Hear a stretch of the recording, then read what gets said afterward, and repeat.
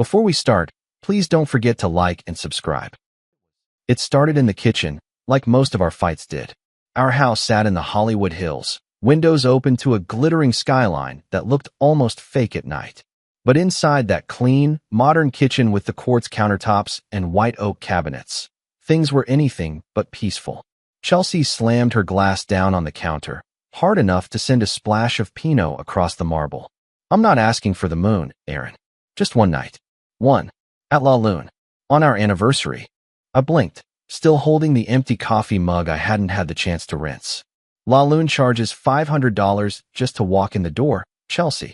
That's not just one night. That's absurd.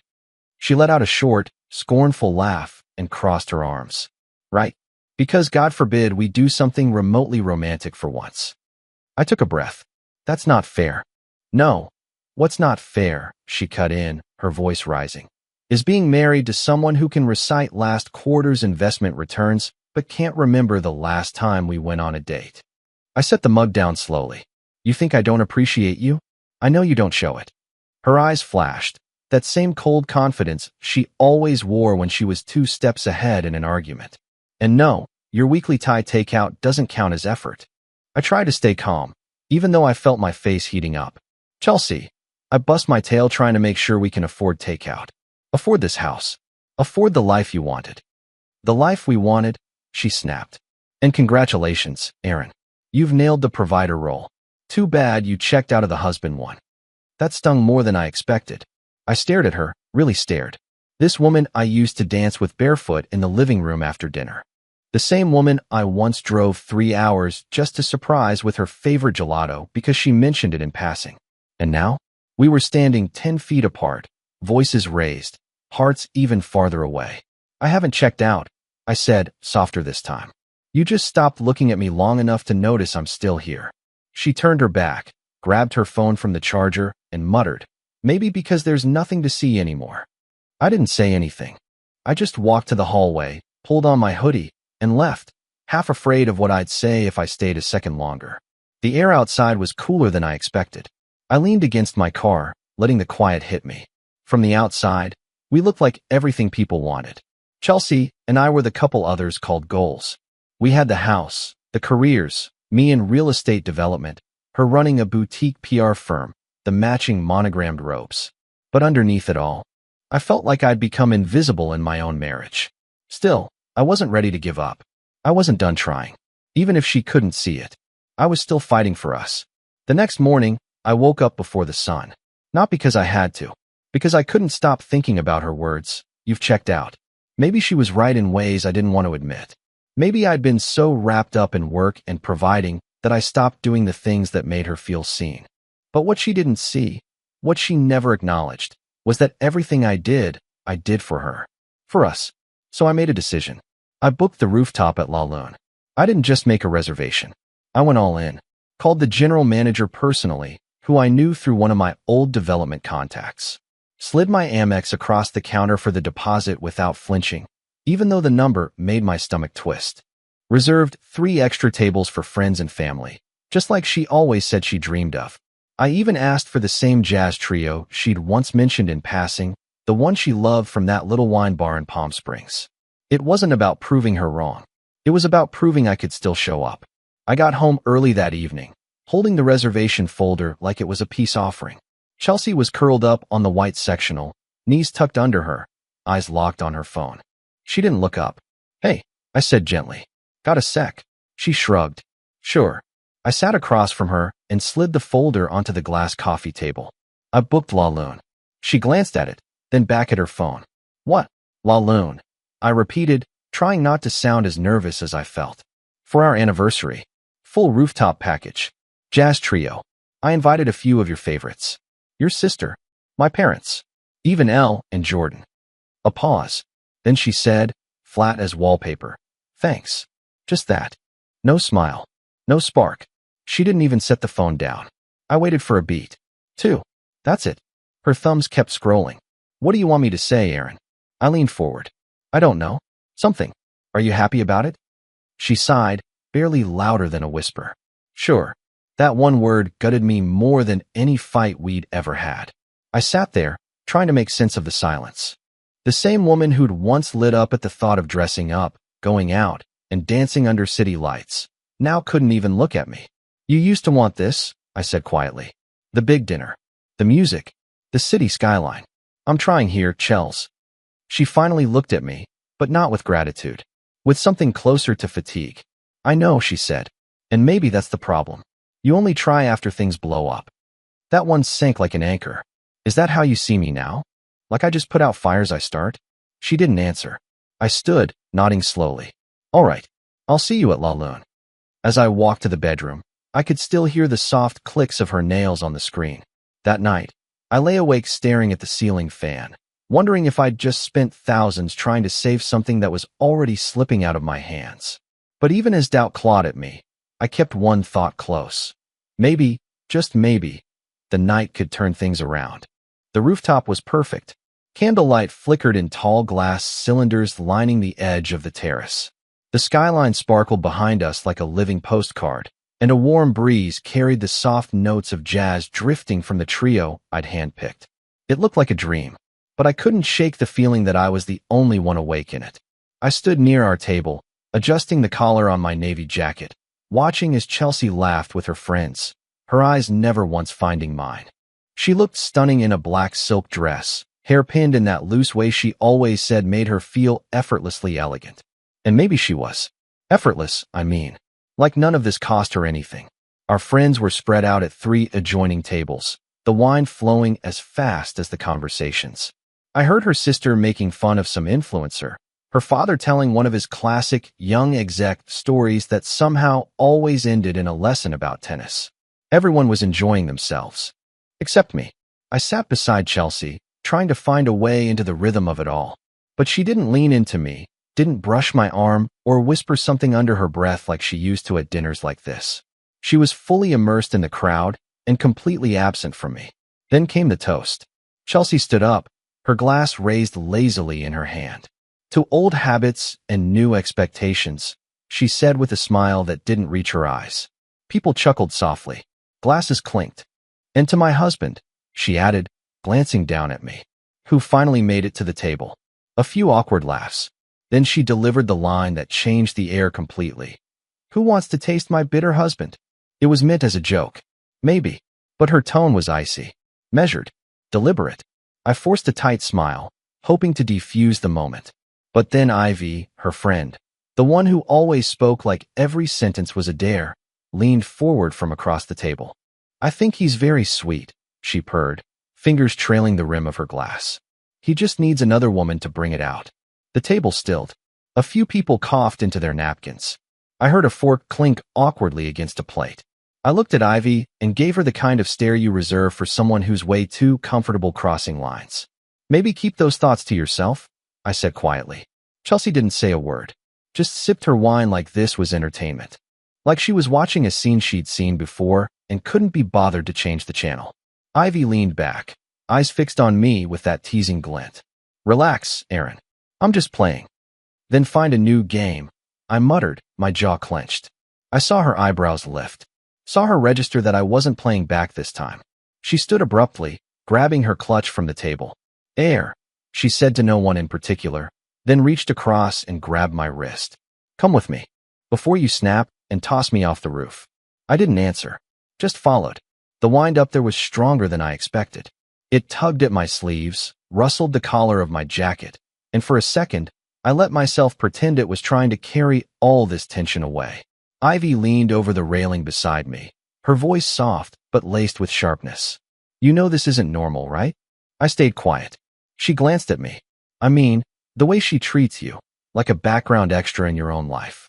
I turned slightly, not fully facing her. It's not always like this. She gave a half snort. Aaron, you paid a fortune for tonight. You booked her dream restaurant, brought her family, hired a jazz trio. And what did she give you in return? A roast. In front of 30 people. I know, I said quietly. No, I don't think you do, she pushed, her tone rising just a bit. You keep excusing it. Like this is just a bad stretch. Like it's going to magically get better because you throw more money or more effort at it. I finally looked at her. Her eyes weren't mocking now. They were sad. Steady. Honest. She used to be different, I said. When we first got together, she used to be, Ivy interrupted gently. But she's not anymore. And you're standing here on the edge of a rooftop, trying to convince yourself she'll turn back into the woman you married. I felt the words hit somewhere deep. I'm not saying she's evil, Ivy continued. But she doesn't see you anymore. And people who stop seeing the ones who love them, they stop deserving them. I didn't know what to say, so I just nodded slowly. That's when she looked at me again, almost nervous now. Aaron, I meant what I said back there. I have a cousin. Her name's Lily. She's not flashy. She's not going to sweep into a room and steal the spotlight. But she's the kindest person I've ever met. And if I ever pictured someone who could actually see you, it'd be her. I exhaled and looked out over the city, letting my hands rest on the cool metal railing. The lights below looked endless, like a million tiny chances I couldn't quite reach. I appreciate it, I said. Really? But I'm not there. She didn't respond. I turned slightly toward her. I still love Chelsea, even after all of this. Ivy closed her eyes for a second, then nodded. I figured you'd say that. She straightened up, adjusting her clutch under one arm. You've always been loyal. That's your thing, isn't it? Probably to a fault, I muttered. She gave me a small, sad smile. Yeah, but it's still rare. And Lily would have never made you beg for affection. I didn't respond. I couldn't. Ivy looked out at the skyline one last time, then said, You deserve to be chosen, Aaron. Not tolerated. Not taken for granted. Chosen. Remember that. Then she turned and walked back toward the glass doors. I stayed out there a little longer, the breeze brushing past me, the music behind the glass now muffled, almost ghostly. And somewhere beneath the ache in my chest, a new feeling was starting to settle. Not anger. Not bitterness. Just quiet clarity. Mark's place hadn't changed in years. Same faded leather couch, same lopsided bookshelf, same smell of old pizza boxes hidden somewhere he'd never admit. Man, you look like someone kicked your dog, Mark said, tossing me a pillow. You sure you don't want to grab a drink instead of moping here? I dropped onto the couch with a tired grunt. I already drank the whole rooftop. He gave a low whistle. Yikes. That bad? I nodded, covering my eyes with the back of my hand. She toasted me, called me bitter, in front of everyone. Mark froze mid-step. Wait, Chelsea said that? At the dinner you threw for her? Yup. And you didn't flip the table? I let out a dry laugh. Nope. Just smiled and swallowed it like I always do. He didn't answer for a while. I heard him shuffle into the kitchen, rummage for something, then the click of a fridge door. A kin hit my chest. I caught it on reflex. Root beer. Thought you quit drinking soda, I said. You also thought your wife appreciated you, he shot back. I cracked it open and took a sip. The cushions groaned as he dropped into the recliner. So, you gonna tell me why you're actually here? I stared at the ceiling, eyes unfocused. I couldn't go home. He waited. I did everything she asked, I said. That dinner? The band? The view? I booked every table, invited everyone she cared about.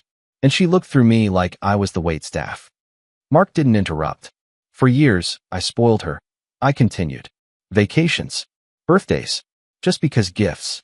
I learned her favorite kind of wine, tracked down her favorite pastry from that tiny shop in Napa. I memorized how she liked her coffee. All of it. I swallowed hard. And somewhere along the way, it stopped mattering. Not even a thank you anymore. Just this quiet expectation, like appreciation, is beneath her now. The room went still. I used to surprise her and watch her light up, I whispered. Now it's like she's always waiting for the next thing. And no matter what I give, it's never enough. Mark leaned forward, elbows on knees. You think she's done? I shook my head. I think she stopped seeing me. And I let her. Neither of us said anything after that. The silence in Mark's apartment wasn't hostile like back home. It was heavy, sure, but honest. The kind that lets the truth echo without yelling it. Later, when he turned off the lights and headed to bed, I stayed on the couch, staring at the streetlight bleeding in through the blinds. And for the first time in a long time, I let myself ask the one question I'd been avoiding for years. What if love isn't enough when respect's already gone? The quiet didn't answer. But deep down, I already knew. Mark was still asleep when the knock came. Loud, sharp, desperate. I was sitting on the edge of the couch, tying my shoes, half zoned out, and sipping lukewarm coffee. At first I thought maybe it was a neighbor. Then came the second knock. Longer. Harder. Shaking the door on its hinges. I opened it slowly. Chelsea stood there in her workout leggings, hoodie zipped up halfway, face flushed like she'd sprinted the entire block. Her eyes locked on mine, wide, glassy, trembling just enough to give away the panic she was trying to mask. "You weren't answering your phone," she said, stepping past me without waiting for permission. "I called you like 20 times. I saw," I said calmly. Mark's dog barked once from the bedroom, then fell silent again. She turned to me in the middle of the living room, arms crossed tightly over her chest. "What is this, Aaron? You didn't come home. You just disappeared." "I needed space." She let out a humorless laugh, but it cracked halfway through. "You needed space? After you snapped at my friend, then ditched our anniversary dinner?" I tilted my head. "You mean after you toasted me like a punchline in front of our family?" She flinched. "Ivy made a joke," she muttered. "You made the first one." Chelsea's jaw clenched, but her voice softened. "Look, I messed up, all right. I got caught up in the crowd, and maybe I said the wrong thing, but you're the one who just left me there." I stayed silent. She stepped forward. "Aaron, I didn't mean to hurt you." I nodded slowly, but not in agreement. Just acknowledgement. She reached for my arm, gently. "Come home." The words were softer now, less demanding, more pleading. "Please." I looked down at her hand, then up into her face. And that's when it hit me, how strange it was that I wasn't angry anymore. I wasn't cold either, just still. "I'm not ready," I said. Her grip tightened. "Not ready for what?" "To come back." She blinked hard, searching my face for something she could work with. "Aaron, listen, I love you. You know I do." I studied her for a moment. "Then why does it only come out when you're afraid I'm walking away?" She stepped back like I'd slapped her. "I'm not trying to punish you," I added. "I just need to think. And I can't do that with your voice in my ear telling me how I'm supposed to feel." Chelsea's voice wavered. "What does that mean? Are you saying we're over?" I shook my head, reaching for my coat on the back of the chair. "I'm saying I don't know, but I'm going to find out." She moved to block the doorway, panic flickering behind her eyes. "Aaron, wait. Just tell me what I'm supposed to do." I paused at the door, holding the knob. "Maybe," I said gently. "For once, don't do anything. Just sit with it." She stared at me, stunned, frozen there like someone had unplugged her mid-sentence. Then I opened the door and stepped into the morning light, my feet hitting the concrete like I finally knew where I was headed, even if I had no clue where it would end. Behind me, the apartment was silent.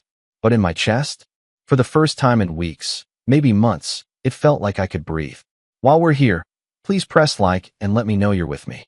It had been exactly 7 days. 7 days since I walked out of Mark's place with no map, no plan, just this heavy fog in my chest I was trying to walk through. But something pulled me back that morning. Not hope, not forgiveness, just the need to see it for myself, to look around our home and feel what was left of it. I didn't call, didn't text. I parked halfway down the block and walked the rest of the way, keys heavy in my hand. Our house looked the same, polished, trimmed hedges, the porch lights still on from the night before, as if nothing had fallen apart inside it. I stepped in quietly. The door creaked just enough for her to hear. "Aaron." Chelsea's voice floated from the living room, startled, breathy. Then her footsteps, fast, anxious. She turned the corner in her slippers and froze when she saw me. I barely had time to react before she rushed forward. Her arms flew around my neck, tight, shaking. I felt her body collapse into mine like she'd been holding up the whole sky alone. Her breath hitched against my chest. "I'm sorry. I'm so sorry," she whispered over and over. "I didn't know how much I needed you until you were gone." I stood there, letting the weight of her settle into my arms. She was crying now, real, unfiltered tears. And for a moment, I closed my eyes and just held her. I wanted to believe this was what I'd been waiting for. But then, something didn't add up. A scent. Subtle, sharp. Not hers. Cologne. Not mine. I pulled back slightly. She wiped her eyes, still clinging to my arm. "I didn't know if you'd ever come back." I stared at her, scanning her face for anything familiar. Anything real. "Chelsea," I said, my voice low. "Yeah." She sniffled, looking up at me. I nodded toward her sweater. "Who was here?" Her face stilled. "What?" "That smell," I said. "It's not yours. And it's not mine." She pulled back a little, her arms slipping away. "You think Aaron, I've been a mess since you left." "Who?" I said again. Calm, but firm. "Was here." She opened her mouth, then closed it. Her eyes darted to the floor. She turned slightly, brushing at her sleeve like she could scrub the truth off. I waited. Seconds ticked by like thunder. Then finally, in a whisper so soft I almost missed it, she said, "It was one of the partners from the firm. He came by just to talk." I said nothing. She looked up, something unraveling in her eyes. It didn't mean anything. He was there. I was lonely. You were gone. I took a step back. You slept with him? She didn't answer at first.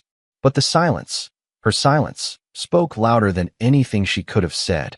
And then she nodded. Once. I stared at her for what felt like forever. My hands dropped to my sides. The room around me seemed to pull away, stretching farther and farther, as if the house itself didn't want to hold what had just happened inside it. She moved toward me again, pleading. "Aaron, it was a mistake. It meant nothing. I was scared you wouldn't come back, scared I ruined everything, and you did," I said quietly. She froze mid-step, mouth trembling. "I came back to see if we could start again," I continued. "I didn't realize you'd already started something else." "Aaron, please." I stepped past her, walking slowly down the hall. The framed pictures on the wall blurred as I passed them. Our vacations, our wedding, our smiles. All of it felt like a dream I couldn't wake up from fast enough. At the front door, I stopped and turned back one last time. She was standing in the living room doorway, arms crossed tightly over her chest now, like she was trying to hold herself together with sheer willpower. I looked her in the eyes and said, "You broke the last thing we had left, and I don't know if that's something either of us can fix." Then I opened the door and walked out, the scent of unfamiliar cologne still clinging to the air behind me. The court date came faster than I thought it would. No drawn-out fights. No screaming matches. No division of assets with blood in the water. I let her have the house, the car, even the stupid espresso machine I bought her for Christmas. I didn't want any of it. What I wanted was peace. And for once, I wasn't willing to negotiate it. The hearing took less than an hour. We sat on opposite ends of the courtroom, barely looking at each other. She wore a beige blazer, eyes rimmed in mascara and regret. I kept my hands folded in my lap, nodding through questions, giving simple answers. Everything was just quiet. The kind of quiet that says the damage had already been done long ago. When it was over, I didn't wait around. I walked out into the Pasadena sunlight and kept moving. Didn't check my phone. Didn't think about what came next. I just drove. I don't even know how long I'd been on the road when I saw her. Pulled over on the shoulder near an old citrus stand, standing next to a silver hatchback with a completely shredded tire. She was pacing in small, frustrated circles, phone to her ear, clearly not getting the help she needed. I slowed instinctively. It wasn't about playing the hero. I just couldn't drive past someone who looked like she was about to lose it in 90-degree heat. I rolled down my window. "You all right?" She turned, startled. Then her eyes narrowed slightly, sizing me up. "Fair enough. I'm not gonna mug you," I added with a half smile. "Just have a jack and a spare. Thought I'd offer." Her shoulders dropped with visible relief. "God, please. That would actually save my life." I pulled over, parked, and stepped out. As I knelt beside the car, she hovered nearby, nervously twisting her sunglasses in her hands. "I'm Lily, by the way." "Aaron." "Well, Aaron," she said, "you're officially more helpful than the last 3 people I called." "Glad to raise the bar," I said, twisting the lug nuts free. "You always get flats on court days, or is this just a one-time thing?" She blinked. "How'd you know I was at court?" I chuckled. "I didn't. Just left one myself." Her eyes softened. "Divorce?" I nodded. "Me too," she said. "This morning. For years gone." 8 years here, I replied. She whistled. "Veteran status." I grinned, surprised at how easy the laugh came. "You could say that." By the time I replaced the tire and lowered the jack, the sun had started to dip low in the sky. Lily handed me a bottle of water from her passenger seat, still smiling like someone who'd been crying an hour ago, but didn't want to admit it. "Thank you," she said sincerely. "You really didn't have to stop." I shrugged. Didn't feel right not to. She hesitated, then reached for her phone. "Would it be weird if I asked for your number?" I met her eyes. They were warm, not eager, just open. "Not weird," I said, pulling out my phone. We exchanged numbers, and for the first time in weeks, something loosened in my chest. A flicker, not hope, not yet, but the suggestion of it. She waved as I got into my truck. "Well, if I ever blow a tire again, I know who to call." I laughed. Let's hope it's just coffee next time. Deal. As I pulled back onto the road, the sun broke through the trees just enough to light the dashboard in gold. And for the first time in a long time, I didn't feel like something was ending. I felt like something might just be beginning. The coffee shop was tucked between a plant nursery and a bookstore that smelled like dust and forgotten secrets. It was quiet, mostly empty except for an old man sketching by the window and a barista humming something by Fleetwood Mac under his breath. Lily was already there when I arrived. She stood when she saw me, waving with both hands like we were old friends who hadn't seen each other in years. "I got you something safe," she said, pointing to the table. "Black coffee. No commitment. You can still run away after one sip if I scare you." I chuckled as I Saturday, that's smart. I've had worse blind dates. "Correction," she said, grinning. "This is a gratitude coffee. Different category. No pressure." She sipped her cappuccino while I leaned back, watching her in the soft light pouring through the window. She was wearing jeans and a plain green sweater, hair tied back in a low ponytail, no makeup. And yet, she looked centered, like someone who didn't care what kind of impression she made as long as it was real. "So," she asked, resting her chin on her palm, "how's post-divorce life treating you?" I exhaled, like I've been hollowed out and filled with cement. She didn't flinch, just nodded. "Yeah, that tracks." "And you?" She smiled, eyes focused, like I'd been walking through an airport with no bags. "Strange, but lighter." That made me laugh. "You're weird." "Extremely," she said proudly. I found myself smiling more than I expected during that coffee. She asked about my work, but not in a superficial way. She asked about my favorite books growing up, how I liked my eggs, what my mother was like before she got sick. She asked questions most people didn't even think to ask. And she listened. Actually listened. No interruptions. No sideways glances at her phone. No glimmer of judgment. When we said goodbye, it didn't feel like an end. It felt like a pause. We met again 2 days later. She invited me to walk a botanical garden near Griffith Park. I didn't even know it existed, but she said it had a path lined with eucalyptus trees and benches that smelled like tea. We wandered for an hour, talked about old fears and strange dreams. I told her about a recurring nightmare I used to have as a kid where I'd be stuck under ice, and she told me she still had night terrors about forgetting to pay parking meters. By the time we circled back to the parking lot, she brushed her arm against mine. Not intentional, just a natural rhythm we'd slipped into. Another pause. Another text. The third time, we had dinner. A tiny taco spot in Highland Park where the menu was on a chalkboard and the chairs didn't match. We shared carnitas, then laughed too hard over her inability to pronounce horchata. We didn't talk about exes that night. We didn't talk about hurt. We just laughed. And that became our thing. Easy, steady, honest. With Lily, there were no games. No guesswork. If something was on her mind, she said it.